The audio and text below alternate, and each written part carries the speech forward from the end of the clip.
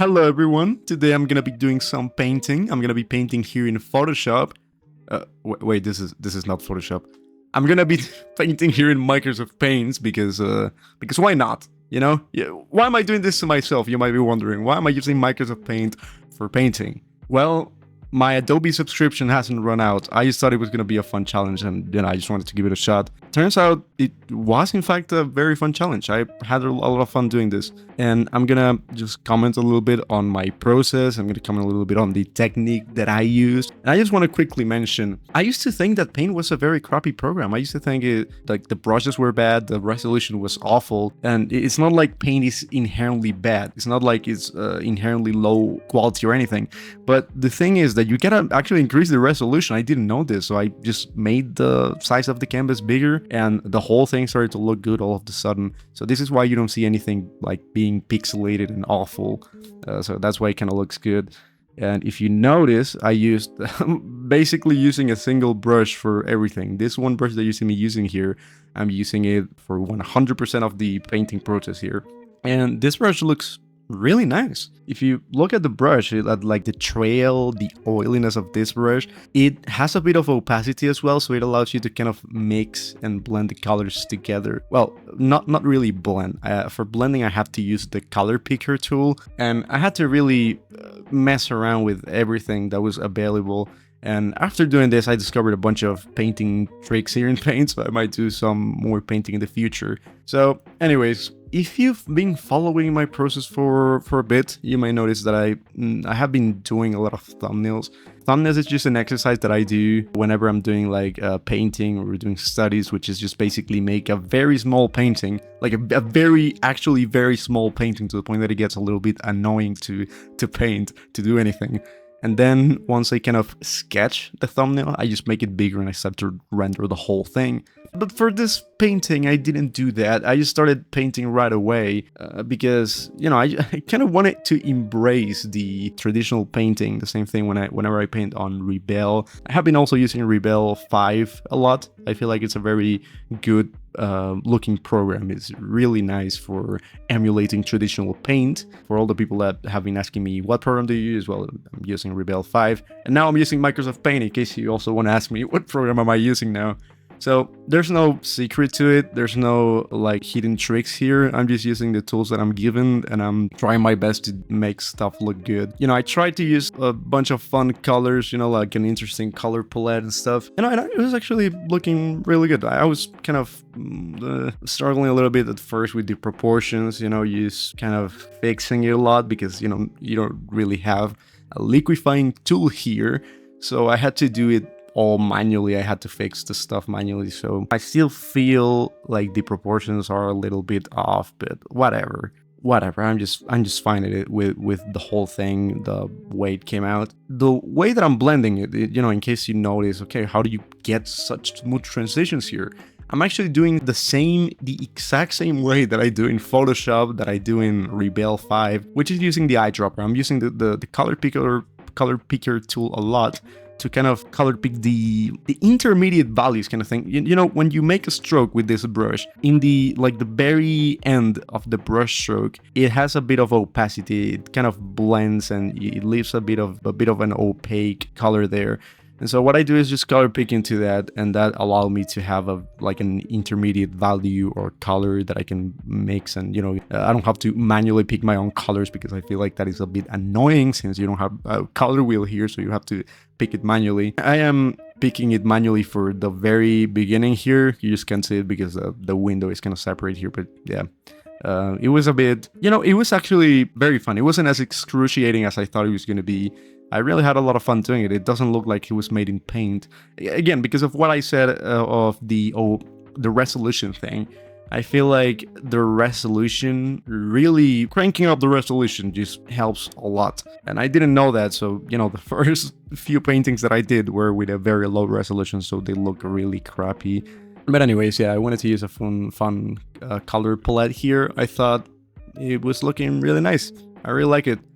So you're seeing here like the final touches here, and I thought, okay, I want to try now. You know, I want to do like those challenges of people who do like the two different paintings with like a different style and stuff. So I was like, okay, I'm just gonna do another painting here on Rebel 5, which is my like standard art program now. It used to be Photoshop, but I was kind of like, I don't know, Rebel 5 seems a little bit more challenging. I have been liking Rebel a lot, so I came in the next day and I was like, okay, I'm just gonna try to do you know, my normal painting style and whatnot. So I'm not doing a thumbnail for this one either. I'm just right away starting to paint with, you know, the same color palette and stuff. And I was kind of struggling a little bit. Well, probably not struggling, but it felt a little bit different. For some reason, it felt kind of good. I was like kind of missing using paint. It felt a little bit more comfortable in a weird way. I don't know, I guess I didn't have to worry about so many options here. The good thing about Rebel 5 is that you can mess around with the brushes and you can make them even more painterly and more traditional. But yeah, I didn't want to fully go so crazy with the rendering either, because the thing with the painting that I did here in Microsoft Paint is that since you can really get super smooth transitions, or, well, you can actually get super smooth transitions, but it would take you forever to blend just by color picking. What I did was just getting very rough transitions, very rough shapes, using more shapes to express the forms and the shape language, and I thought it was looking really good. So it wasn't like hyper realistic or anything, but I really liked the way it came out. I don't know if I like this one better, the final result. You may tell me which one you like better. I personally think both look very fun. I really like the Microsoft Paint one. So yeah, I tried following the same thing, the same technique, just starting with like a little bit of a value distillation, bit of a, you know, starting with the main two values, with the darkest values, and then with like the contrasting values, which in this case is like the green skin tone here, which I also use in the background, you know, just to create a little bit of contrast and graphicness, I guess. And so in case you're wondering, okay, how are you able to paint like this and get the proportions right without sketching or anything? Well, first of all, I really hate sketching. I really hate doing under sketches or under paintings, whatever. I used to do them a lot, and, you know, it's a fairly good way of getting things to look right. But nowadays, I just find it very tedious. I find it just way boring. I just want to go right into painting. So the way that I get good proportions and good rendering is just by kind of using the shapes as a guide. So I render, you know, for the rendering itself, you know, I first start with like a bunch of flat colors that kind of hint at the proportions. There is an art saying that goes something like, you gotta make it first, so then you can make it look good, but you gotta make it exist first. So then you can start rendering and adding the fancy details. So that's what I'm basically doing in the beginning, and then I can just render the whole thing and use the shapes that I'm painting as a guide, you know, and kind of comparing the shapes so I can render it individually the shapes and the planes, instead of going everything all at once. I feel like that is the worst mindset I can put myself into. It just throws me off so much. I don't know, I can't describe it. But yeah, I really think that this is a very dynamic way of painting. It is very fun, and you can just mess around with it as much as you can. You can get more graphically, so you have more freedom to do whatever you want. So I also didn't go super crazy with the blending here. I try to also keep the style a little bit consistent with the shapes and whatnot, having a bit of graphical and painterly brushstrokes and shapes, and also just going crazy with the colors and highlights here. At this point, it's just basically rendering. You can tell the proportions are already kind of there, and you know, because I really like the blue shadow on the left side of the eye, on the left side, on the left side of the face.